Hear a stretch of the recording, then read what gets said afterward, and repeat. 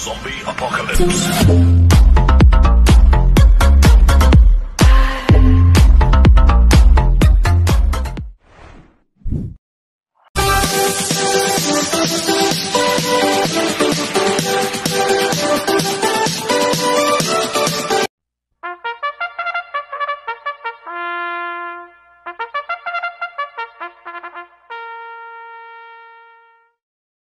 Magandang araw po mga bayang karisa. Ngayon po ay araw ng linggo, October 27, 2024. Karera po ng Metoturf, Malbar, Batangas. Meron po tayong siyam na karera sa araw na ito. Nandito naman po yung lingkod, Drunken Master Wangbu aka Elo Atubudoy, para magbigay ng giya at analysis sa inyo mga bayang karisa. Mga bayang karisa, start po ng karera natin 1 PM.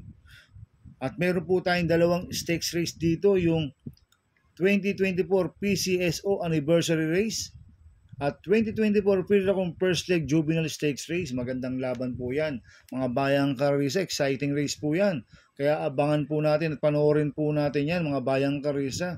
Kaya bago po ako magsimula magbigay ng giya at analysis, huwag pong kalimutan subscribe, like and share YouTube channel ko po. Siyempre huwag din mo kalimutan i-click yung notification bell ko para updated po kayo sa mga bagong video ko. Kaya mag-start na po ako sa pagbibigay ng giya at analysis. Race 1, winner take all, covers races 1 to 7. May 5 kabayong tatakbo.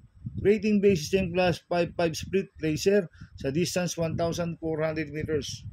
So solohin ko na po ito, numero 5, Cristiano, na sa kanyang RJC Tabor.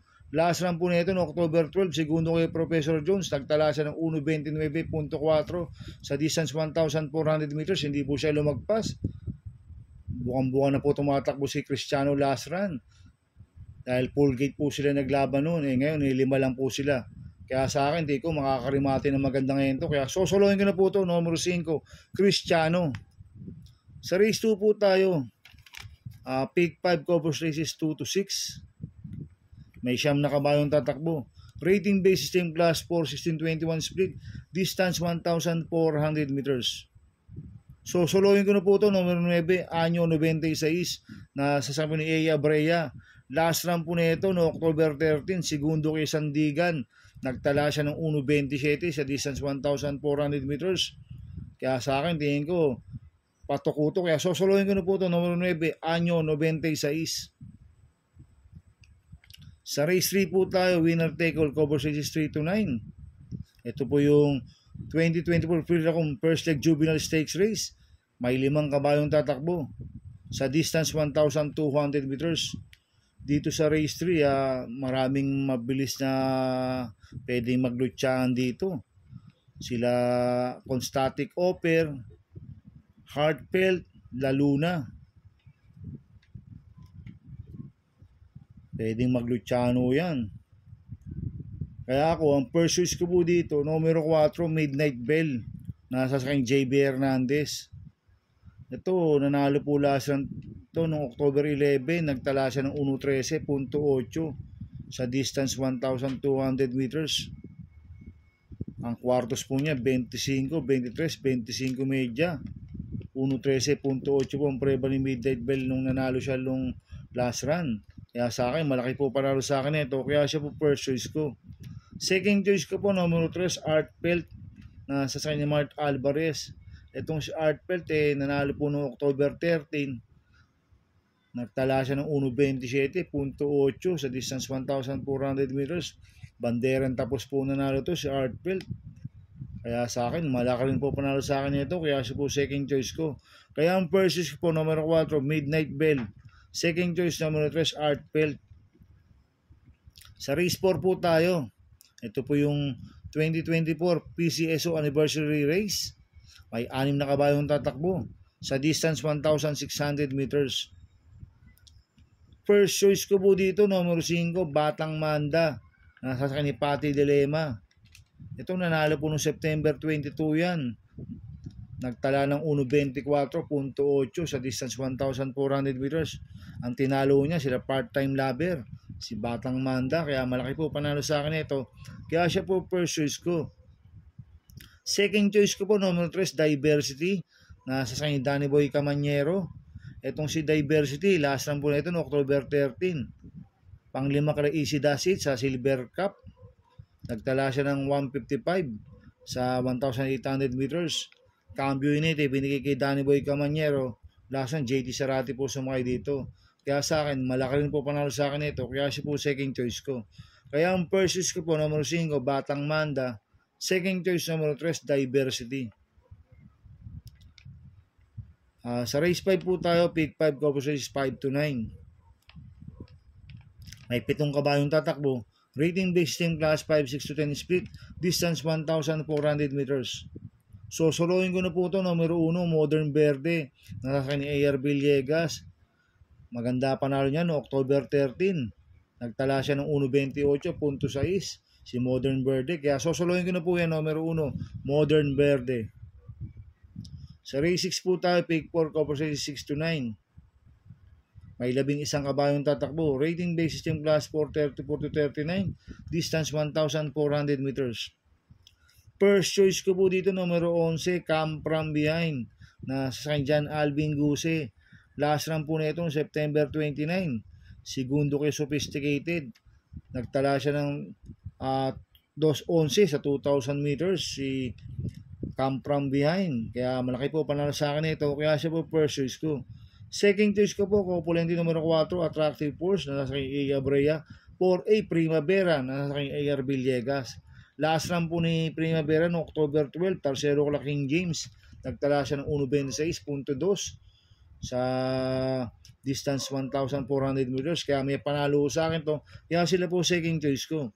Lalagyan ko pong third choice sa Pandiado, numero 1, Dreaming Always na sasakay JB Hernandez. Ito nag-barrel trial po siya noong October 20. Nagtala siya ng 1.13 sa distance 1,200 meters. Ang kwartos po niya 25 medya, 22 medya, 24 medya, 1.13 po ang preba ni Dreaming Always sa 1,200 meters. Ang nag-barrel po dyan, JD Flores, yan, JB Hernandez. Kaya sa akin, siya po yung third choice ko na Pandiado. Kaya ang first choice ko po, numero 11, Come From Behind. Second choice ko, Pulente numero 4, Attractive Force 4A Primavera. Third choice sa Pandiado, numero 1, Dreaming Always. Sa race 7 po tayo. May 10 kabayong tatakbo. Rating based team class 5, 11 to 15 split sa distance 1,400 meters. First choice ko po dito, numero 9, Go Aidan Go. Na sa 10 JB Guerra. Last time po na ito no October 12. Tercero po siya kala Bohemian Buntay Shore. Nagtala siya ng 1.28 sa distance 1,400 meters. Si Go Aidan Go. Kaya malaki po panalo sa akin ito. Kaya siya po first choice ko. Second choice ko po, numero 7, Distant Thunder. Na sa JD Pabilik. Last run po na ito no October 13. Tumakbo kila Guerrero Warriors. Nagtala siya ng 1.45 sa milya. Si Distant Thunder. Kaya may panalo sa akin to. Kaya siya po second choice ko. Lalagyan ko pong third choice sa Pandiado. Numero 10, Victorious Angel. Na sasakay ni Ace Aguila. Ito, last run po na ito no October 12. Pang-apat po siya kala Bohemian. Nagtala siya ng 1.28.4 doon sa distance 1,400 meters. Kaya siya po third choice ko na Pandiado. Kaya ang first choice ko po numero 9, Go Aidan Go. Second choice numero 7, Distant Thunder.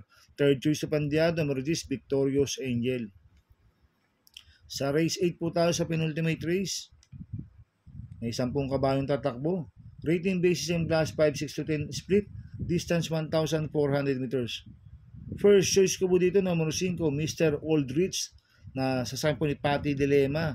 Ito, last run po na ito, October 18, Tercero ko na National Treasure. Nagtala siya ng 1.17 sa distance 1,200 meters.